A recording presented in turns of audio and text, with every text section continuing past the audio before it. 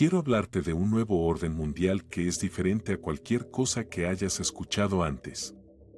Este nuevo sistema mundial está construido sobre los mismos cimientos que permitirán que el anticristo tome el control del mundo. Este sistema está basado en el pecado, la inmoralidad sexual y la perversión. Este nuevo orden mundial rechaza al Dios de la Biblia incluso, exige un nuevo Dios. El verdadero cristianismo bíblico no será aceptado en este nuevo sistema mundial. Presta atención en los próximos minutos mientras analizamos lo que está por venir. Si buscaras la frase Nuevo Orden Mundial en Google, te encontrarías con diferentes resultados. Muchos de ellos dirían o sugerirían que el nuevo orden mundial es una teoría de conspiración.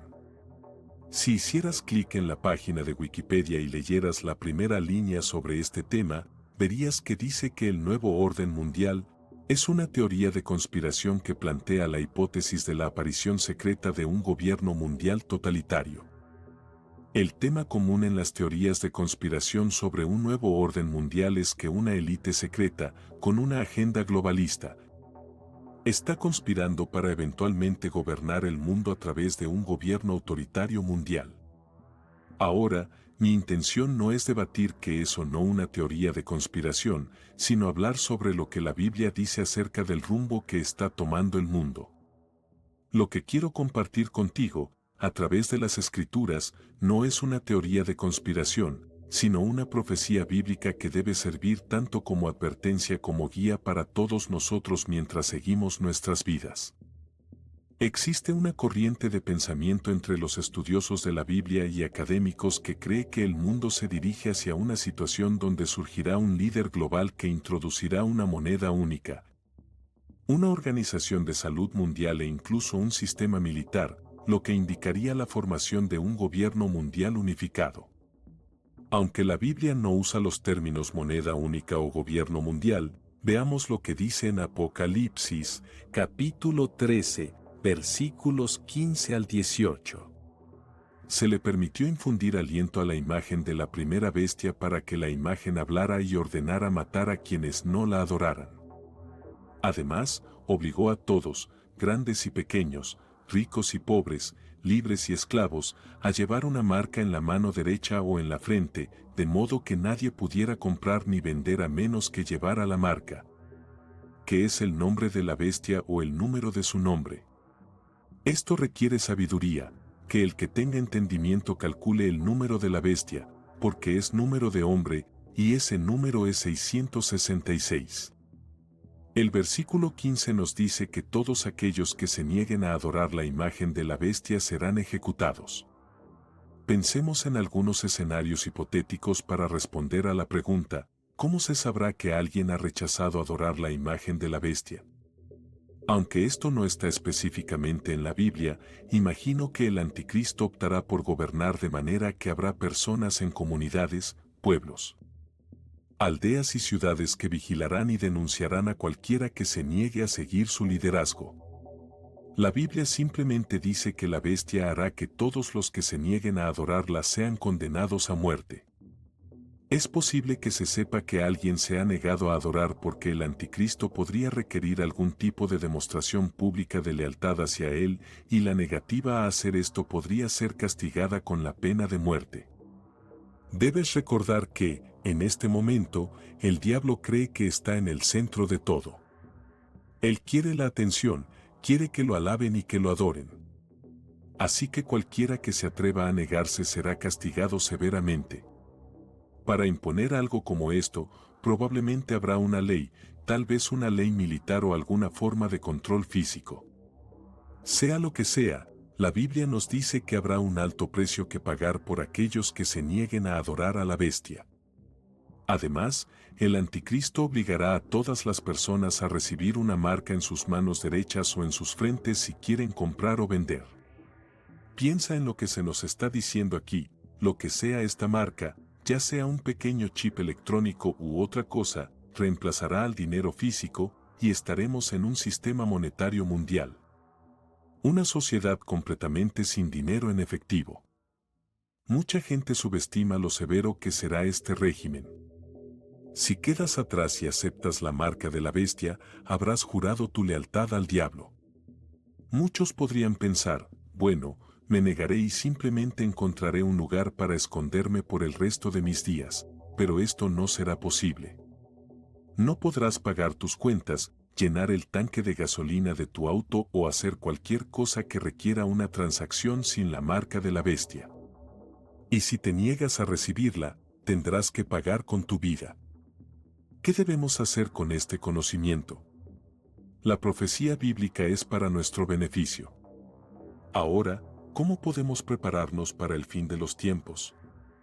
Creo que necesitamos saber dos cosas. La primera es que solo hay un Salvador, y su nombre es Jesucristo. Solo Él puede salvarte de los tiempos difíciles que están por venir, solo Él puede salvarte del poder del enemigo. La segunda cosa que necesitamos saber es que, aunque el anticristo aún no ha sido revelado, el diablo ya está trabajando. Él está tratando de alejarnos de Dios. Pero, si queremos vencer al diablo, tenemos que conocer la palabra de Dios, debemos permanecer bajo la protección del Todopoderoso. Para vencerlo, debemos orar sin cesar. Si queremos tener éxito en nuestras vidas como creyentes, debemos resistir al diablo y sus tentaciones. El libro de Santiago lo dice de esta manera: resistid al diablo, y él huirá de vosotros. Si permanecemos bajo la protección del Todopoderoso, el diablo no tiene lugar en nuestras vidas y está derrotado. El enemigo no tiene poder ni control sobre nosotros, los hijos de Dios lavados por la sangre de Cristo. En Cristo, estamos muertos a los deseos de la carne y somos hechos vivos en el Espíritu. Jesús nos dice que no temamos al mundo, porque Él ha vencido al mundo. No tenemos nada que temer de ningún enemigo malvado, siempre que tengamos a Dios, su Espíritu y su palabra. Somos más que vencedores, así que vive en victoria y nunca en miedo. Vive en la libertad de Dios y nunca en la esclavitud. El 26 de junio de 2024, el secretario de Estado de los Estados Unidos, Antony Blinken, dio un discurso cuando el Departamento de Estado publicó su informe anual sobre la situación de la libertad religiosa en el mundo. El informe relata la historia de personas en todo el mundo que enfrentan diversas formas y niveles de persecución por sus creencias. El objetivo de este informe anual es monitorear, informar y abogar por la libertad religiosa en todo el mundo. Sin embargo, la persecución religiosa no parece estar disminuyendo. En su discurso, Blinken mencionó un estudio reciente del Centro de Investigaciones Pew que encontró que las restricciones gubernamentales sobre la religión han alcanzado los niveles globales más altos desde que el grupo comenzó a monitorear esta actividad en 2007. Blinken declaró: hoy en día, los gobiernos de todo el mundo siguen apuntando a individuos, cerrando lugares de culto, desplazando a comunidades por la fuerza e incluso encarcelando a personas por sus creencias religiosas. Ahora bien, los cristianos no son el único grupo que enfrenta persecución. Gran parte de los comentarios del secretario y del informe del Departamento de Estado se centraron en la persecución de personas musulmanas y judías en varios lugares del mundo. Pero los cristianos tampoco son inmunes a la persecución. En muchas áreas del mundo, los cristianos están siendo perseguidos, y en algunos lugares esa persecución está aumentando. En las culturas occidentales, la persecución puede no parecer tan grave.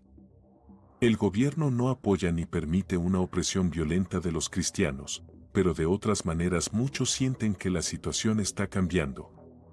Aunque Estados Unidos y la mayoría de los países de Europa Occidental han disfrutado de siglos de libertad religiosa, parece que estas libertades están cada vez más en peligro.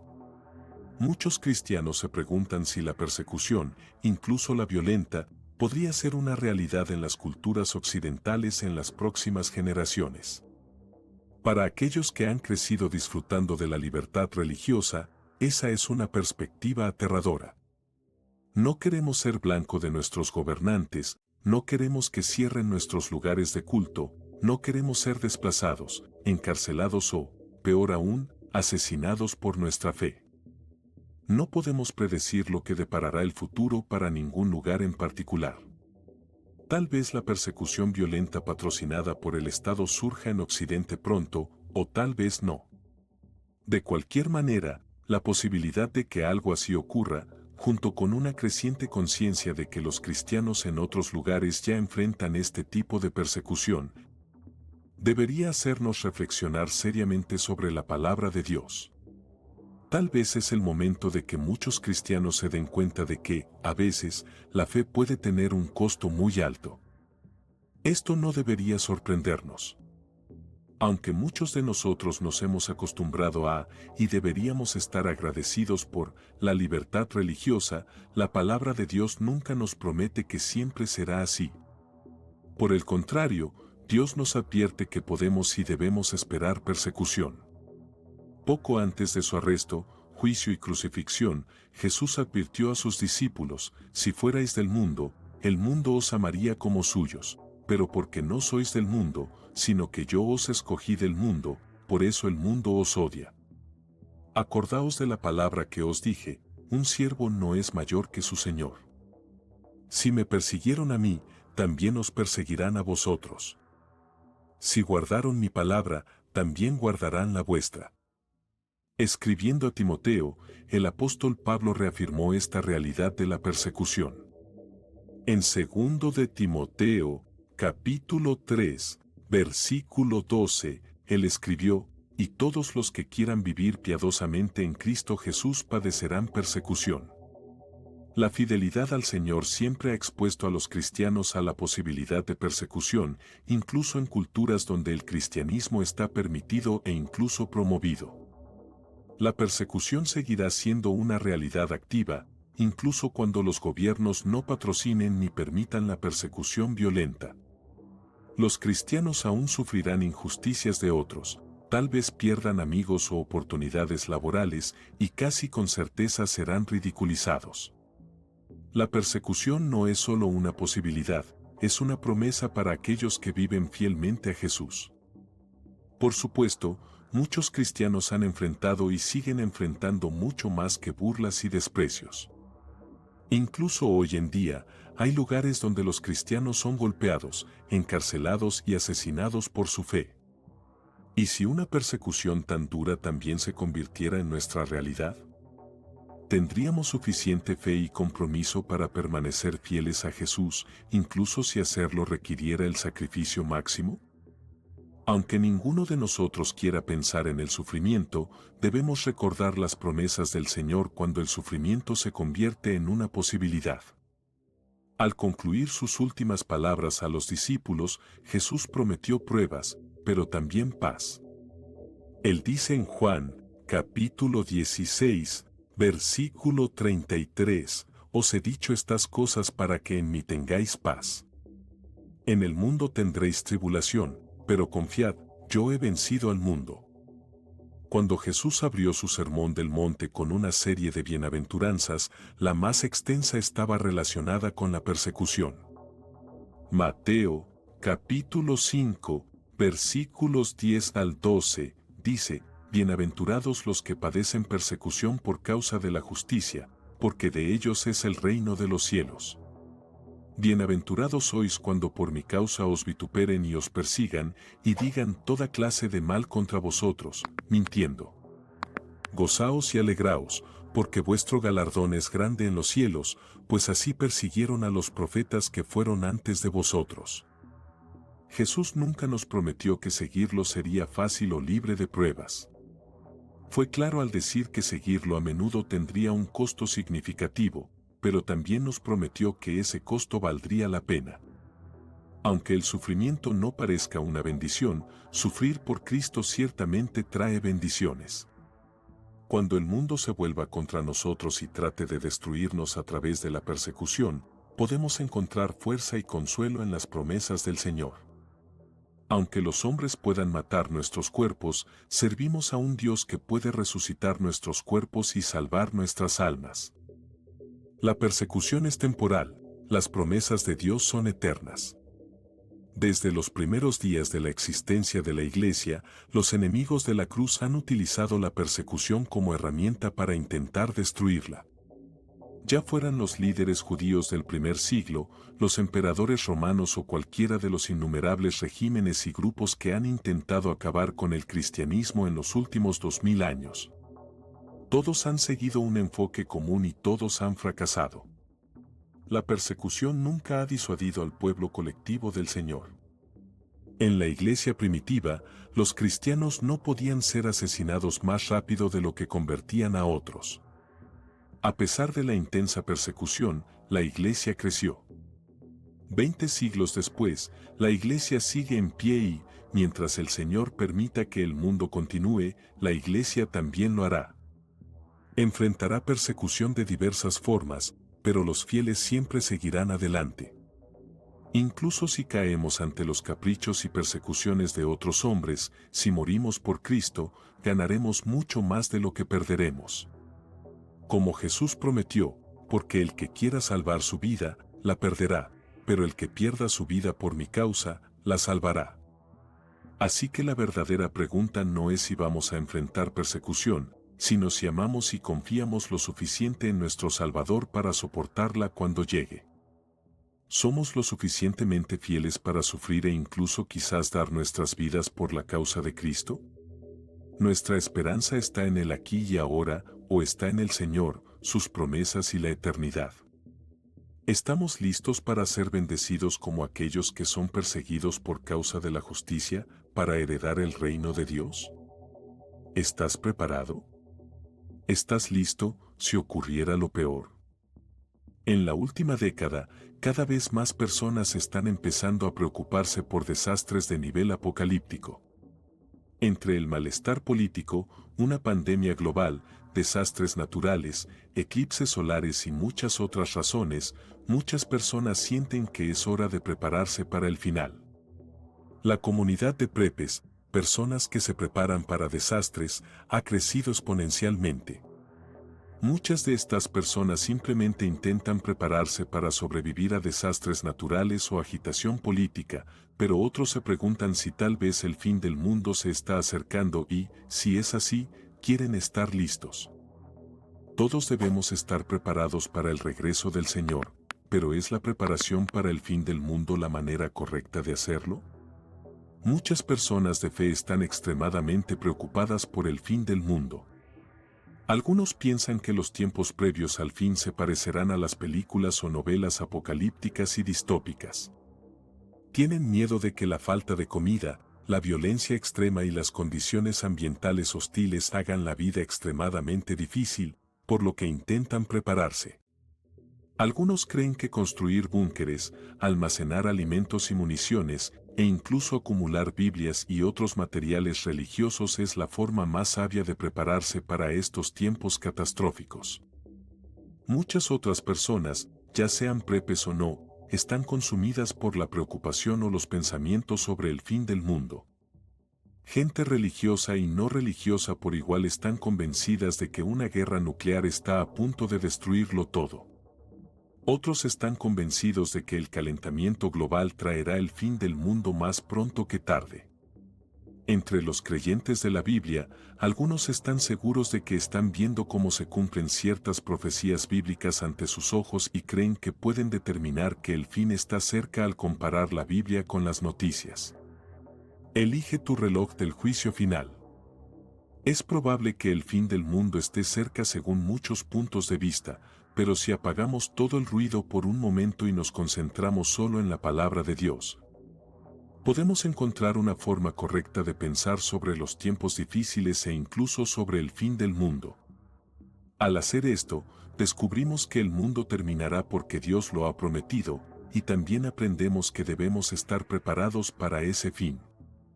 Sin embargo, la forma en que pensamos y nos preparamos es muy importante. Primero, es útil considerar lo que Jesús dijo sobre el momento del fin. Muchas personas se preocupan o intentan averiguar cuándo llegará o cuándo volverá Jesús. Pero escuchemos las palabras de Jesús en Mateo, capítulo 24, versículos 36 al 39. pero en cuanto a aquel día y hora, nadie lo sabe, ni siquiera los ángeles del cielo, ni el Hijo, sino solo el Padre. Porque como en los días de Noé, así será la venida del Hijo del Hombre.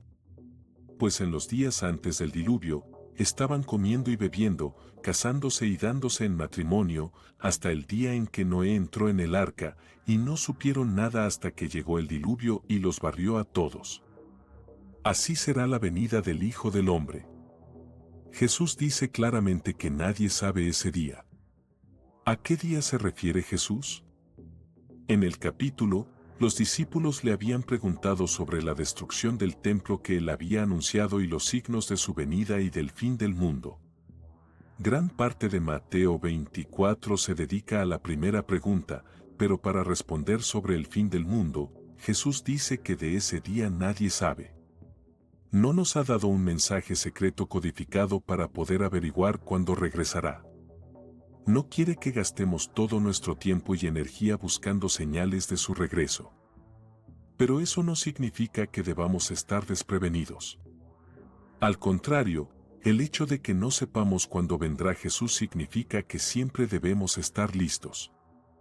En Mateo, capítulo 24, versículo 42, Jesús dice: Por tanto, velad, porque no sabéis en qué día vendrá vuestro Señor. Solo porque no sabemos cuándo el Señor regresará o cuándo terminará el mundo, no significa que no podamos estar listos. Pero el hecho de que no podamos saber el tiempo exacto sí cambia cómo debemos prepararnos. Dios no nos llama a prepararnos para sobrevivir en condiciones catastróficas. Jesús no nos anima a acumular provisiones o construir refugios para sobrevivir en un paisaje apocalíptico. La preparación a la que Jesús nos llama es la fidelidad. No importa si el fin del mundo está a 1000 años o a unos días de distancia, los cristianos debemos vivir fielmente para el Rey Jesús. Debemos deshacernos del pecado, crecer en nuestra fe, adorar al Señor y llevar su evangelio al mundo que nos rodea. Pablo, en su carta a los Filipenses, nos dio un buen ejemplo de esta actitud. Cuando Pablo escribió esa carta, estaba encarcelado y no sabía si sería liberado o ejecutado. En lugar de preocuparse, decidió honrar a Cristo sin importar lo que sucediera. Dijo: mi ardiente anhelo y esperanza es que en nada seré avergonzado, sino que con toda valentía, ahora como siempre, Cristo será exaltado en mi cuerpo, ya sea por vida o por muerte. Porque para mí, el vivir es Cristo y el morir es ganancia. Si Pablo iba a morir por su fe, él se mantendría fiel y honraría al Señor. Si era liberado y vivía más tiempo, seguiría trabajando para el Señor. Es una gran manera de ver las cosas. Si solo tenemos unos días antes de que el Señor regrese, usemos esos días para servirle y hablarles a otros de Él. Y si su regreso está aún a años o décadas, o más lejos, usemos ese tiempo para crecer y servir al Señor. De cualquier forma, sirvamos al Rey Jesús. Si hacemos esto, siempre estaremos preparados para su regreso.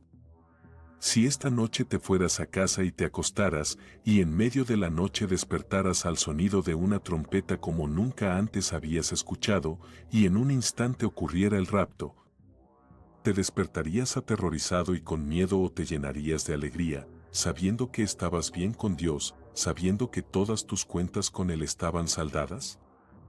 Muchos estarán ocupados con su vida diaria. Algunos estarán en el metro volviendo del trabajo, adolescentes estarán en el cine a punto de ver la última película de Marvel, doctores y enfermeras estarán entrando a su turno mientras otros salen. Y de repente, en un abrir y cerrar de ojos, los que estamos vivos y permanecemos en la tierra seremos arrebatados en las nubes para encontrarnos con el Señor en el aire. Imagina 2 personas trabajando en un jardín, arando, quitando malezas, plantando o cosechando. El sol les pega en la frente, sudorosa.